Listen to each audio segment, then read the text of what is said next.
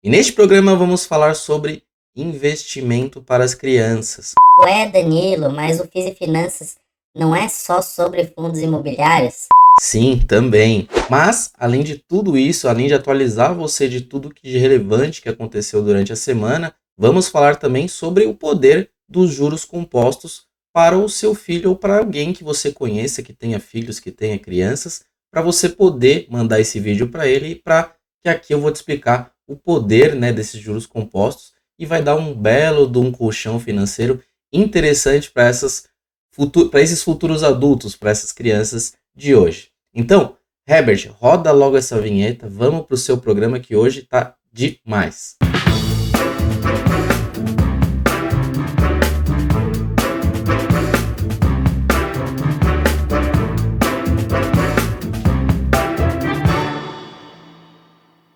E seja muito bem-vindo, muito bem-vinda a mais um Fiz e Finanças, esse programa que é feito para você ficar muito bem informado de tudo o que aconteceu durante a semana, com os principais fatos relevantes. Vamos falar sobre o Dia das Crianças e o poder dos juros compostos, mas também atualizar você de tudo que aconteceu de importante. E eu já vou aproveitar aqui para garantir, como de praxe, o meu like, só com sua curtida ou com seu encaminhamento para aquele amigo que você não vai ficar rico sozinho, você vai encaminhar esse vídeo para ele. Só assim a gente vai conseguir crescer e manter esse programa cada vez crescendo cada vez mais. Então, já ajuda, já vou garantir aqui. Não esqueça, e a semana começou de uma maneira um pouco mais calma ali, com um boletim Focus sem alteração sobre inflação e PIB para 2023, mas para o câmbio nós tivemos um aumento aí com as previsões para o findar aí de 2023, com o câmbio fechando em R$ 5.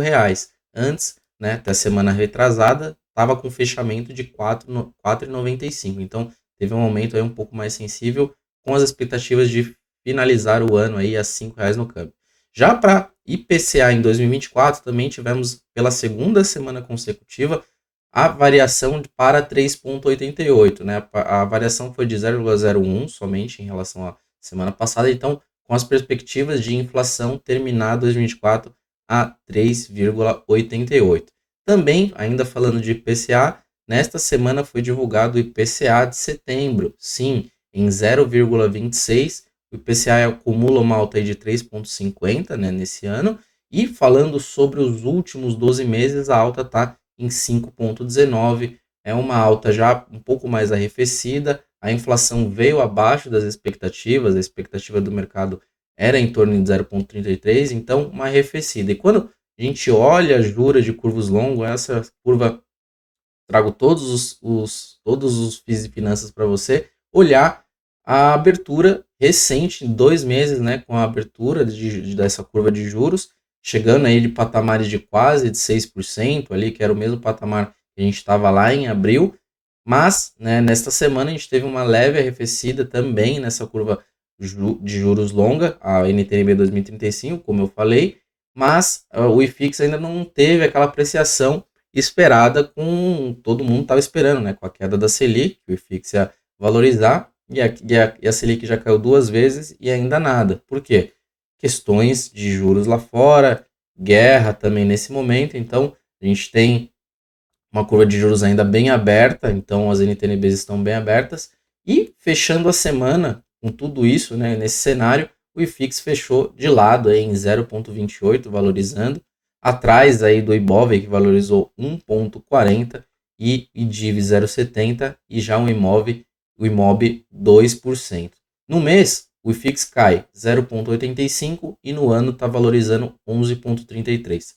Já nos últimos 12 meses, a gente está com uma valorização de 6,40%. Quando a gente olha no detalhe do fechamento por segmento, com o IFIX fechando em 0,28 de valorização, puxado pelos fundos de varejo aí, valorizando 1,83 na semana, e os fundos de papel também, que tem um grande percentual no IFIX, valorizando em 0,40.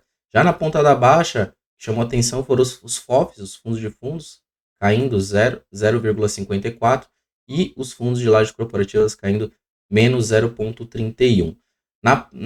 No ranking de alta e ranking de baixa que a gente também traz aqui para você, na ponta da alta, o HTMX, fundo de hotel, valorizando mais de 5%, Vigir, fundo de papel, valorizando 2%, né, com mais foco em CDI, e o AFHI 11, também fundo de papel, valorizando 2%. Já na ponta da baixa, o TVR11, antigo BBPO, caiu nessa semana, nessa mudança de ticker, menos 0,45%, então não foi tão bem recebido essa mudança, inclusive a aprovação da GE, que aprova aí a venda de ativos, você que acompanha o Fiz e Finanças já sabe. Investidores não viram isso com bons olhos, então vamos acompanhar aí os próximos passos.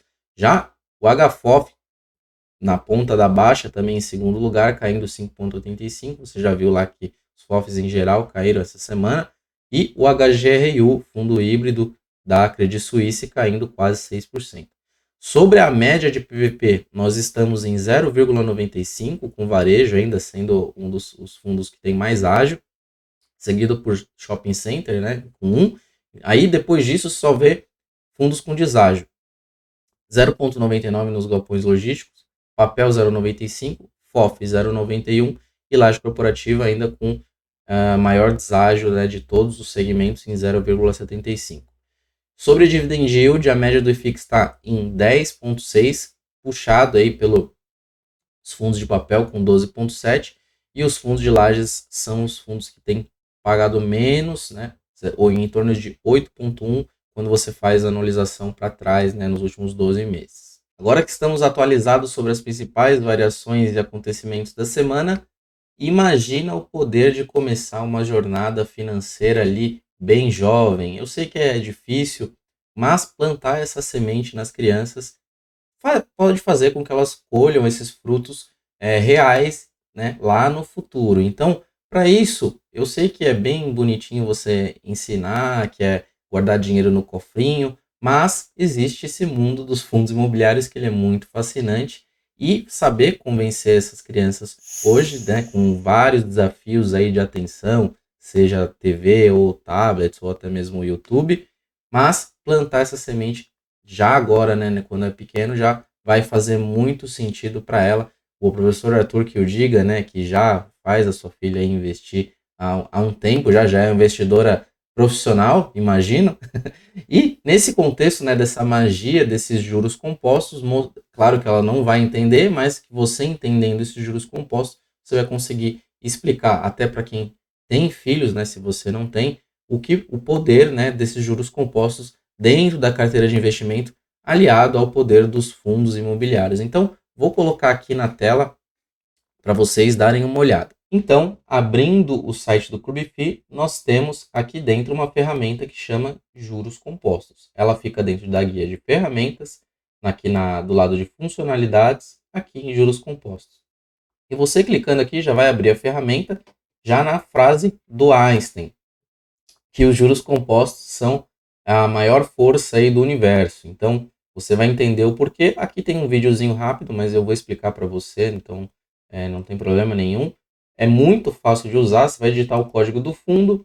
É interessante fundos que tenham aí tempo de negociação superior a 10 anos para você ver realmente o poder desse juro composto. O KNRI está listado ali desde dezembro de 2010. Eu coloquei a data inicial, ele já preenche automático. Quantidade de cotas, para exemplificar, 100 cotas, o que dá ali pago por cota 100 reais, né, cerca de 100 reais, e o investimento inicial cerca de 10 mil reais. Quando você pega para considerar durante todo esse tempo, eu coloquei aqui um aporte mensal adicional de cerca de 500 reais, e a data final é dia 13/10. Então, a gente tem aqui 3 tipos de rentabilidades. Uma que é reinvestir nos dividendos, outra que é não reinvestir nos dividendos e somente valorização das cotas. Então, se você pegar todo esse investimento e reinvestir os dividendos do fundo imobiliário, aquele que cai mensalmente na sua conta, você vai ter 195 mil reais, 781 mil. 195 mil reais, 718 reais, desculpa. Uma valorização de 1.857%. Se você não reinvestir, sua rentabilidade vai ser bem menor, cerca de 160 mil reais, 489, que dá aproximadamente em percentual 1.500%. Só a valorização da cota com os aportes mensais, você vai ter aí cerca de 1.000% de valorização, né, que dá 110 R$ 1.000. Então, quando a gente faz a quebra aqui, seu patrimônio vai crescer 1.857%. Quando você pega total de aportes, você vai ter colocado de dinheiro R$ 78 mil e vai ter tirado ali, se você vender tudo, 195 mil.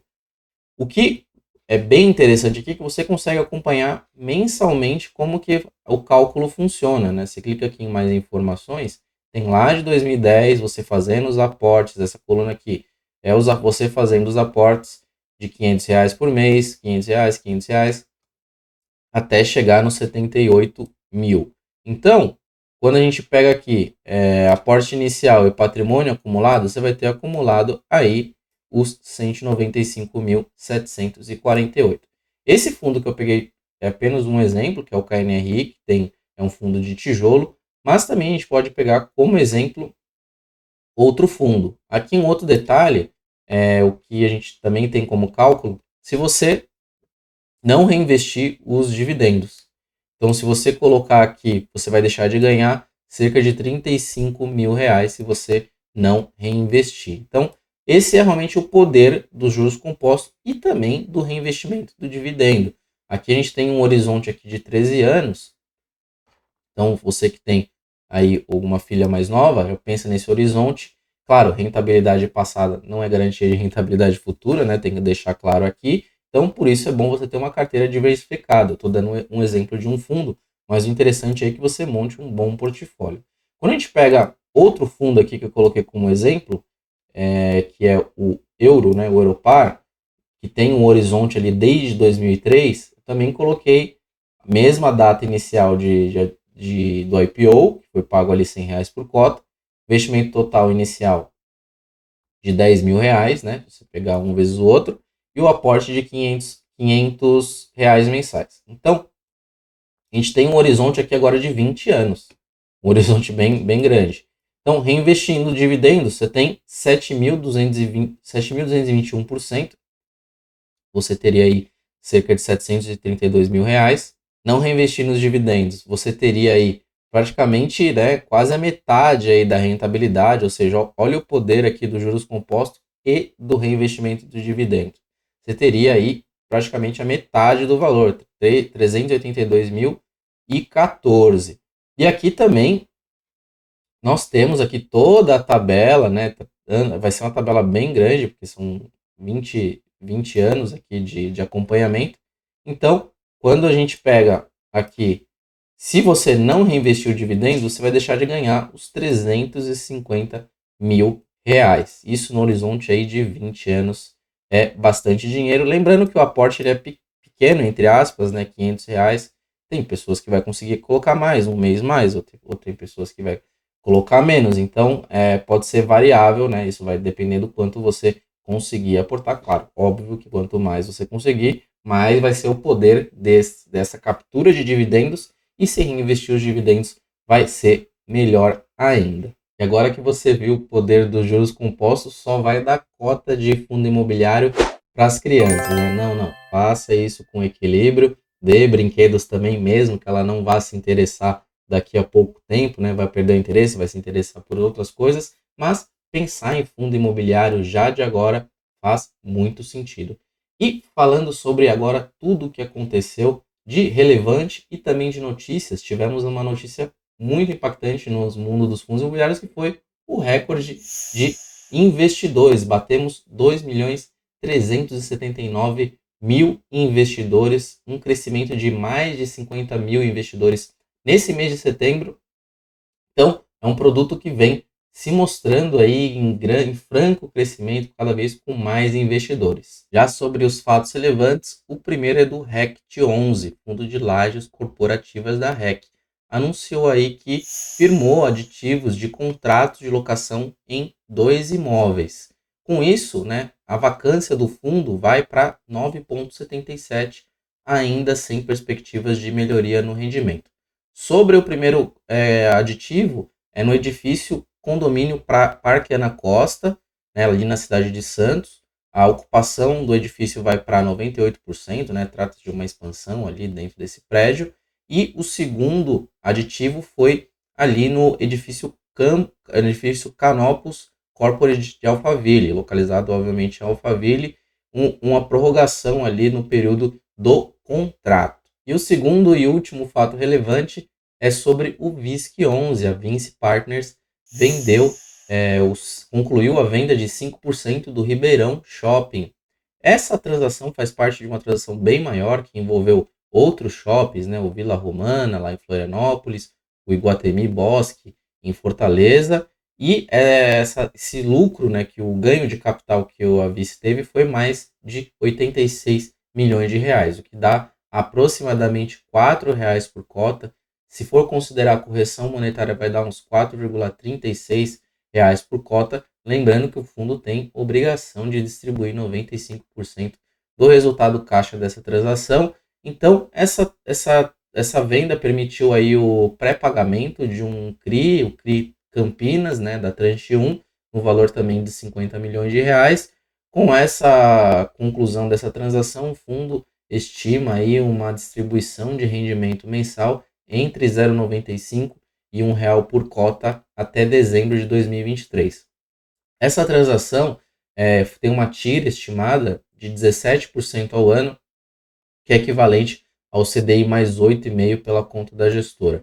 E se for realizada aí, toda essa venda foi realizada 17,7% acima por cento dos laudos de avaliação em média, aí, somando todas essas vendas. Então, uma excelente transação aí, bom ganho de capital e colocar dinheiro no bolso do cotista, que é que a gestão ativa aí faz, tem a proposta pelo menos de fazer quando você compara a gestão ativa com gestão passiva. Já sobre as principais perguntas e respostas, lembrando que eu seleciono algumas perguntas para responder, então deixa aqui sua pergunta nos comentários e ela vai virar conteúdo da semana que vem. Eu vou trazer as melhores perguntas. A pergunta que eu trouxe aqui para você é do GG Costa. Ele coloca aqui que tenho dificuldades em enxergar a importância das lajes corporativas. Gostaria de entender melhor logística, shoppings e papéis. Não, tudo bem, GG Costa. Eu vou colocar até aqui na tela para você dar uma olhada, só para uma questão assim, um segundo ponto de vista, né? Numa questão de valorização. Se a gente colocar aqui 2023, os fundos aí que mais valorizaram, tirando o HTMX, que tem uma questão atípica aí de amortização, né? Se a gente colocar o fundo que mais valorizou no ano de 2023 foi o fundo TEP11 com 44%, que é um fundo de lajes corporativas. Em segundo lugar, Bresco, que é logística, tem o CAFOF, que é um FOF, RBVA, que é um fundo híbrido, tem o HGBS, que é shoppings, tem o BCIA, que também é FOF, tem o HGFF, que também é FOF, RCRB, que é lajes corporativas. Então, você pegando aqui pelo menos 2, né, sendo que se você for observar dois fundos dentre os 10 aí de mais valorizaram, e você não enxerga a importância, eu vejo assim, eu entendo o seu ponto, que você está olhando às vezes só valorização, mas é importante ressaltar que uma carteira diversificada, você não fica correndo atrás da melhor oportunidade. E os fundos de lajes corporativas, uma hora, vão capturar esse desconto na média, né, com bons ativos, claro, vão capturar aí uma alta mais expressiva, mas claro que isso, né, tem um horizonte um pouco maior. E já fazendo o gancho aqui para a segunda pergunta, ainda sobre uma crítica aqui do Alan Duarte, sobre uma crítica sobre o segmento de lajes comerciais, ele coloca aqui, na visão dele, analisando os FIIs desse segmento, no caso lajes comerciais, ele coloca aqui, dando ênfase, né, há mais de 8 anos que ele está listados, né, desses fundos que ele está observando, a percepção dele é que ele não gera um valor a longo prazo, como outros setores, esclarecindo alguns FIIs excepcionais, vários FIIs com problemas de gestão, mal apresentado em DRE, alavancagem financeira que foi mal feita, por isso amarga prejuízo em várias carteiras, não é à toa que esse mercado está estagnado. Olha, eu não tiro a sua razão, Alan, tem fundos que realmente não são bons, mas você não pode colocar a lupa neles. Eu acredito que se você pegar todos os fundos de lajes corporativas, aí você vai ter 3, 4, 5 fundos que fazem sentido, que estão num bom preço, aí se você for fazer um filtro mais específico, e que cabem sim numa carteira bem diversificada. Claro, não é só no segmento de lajes corporativas, que você tem a questão de alguns fundos terem má gestão ou terem uma alavancagem mais exacerbada. Você tem fundos alavancados em shopping, fundo alavancado em galpões logísticos, tem fundo alavancado até em fundo de papel. Então, acho que essa questão não é uma desculpa assim, para ignorar o setor.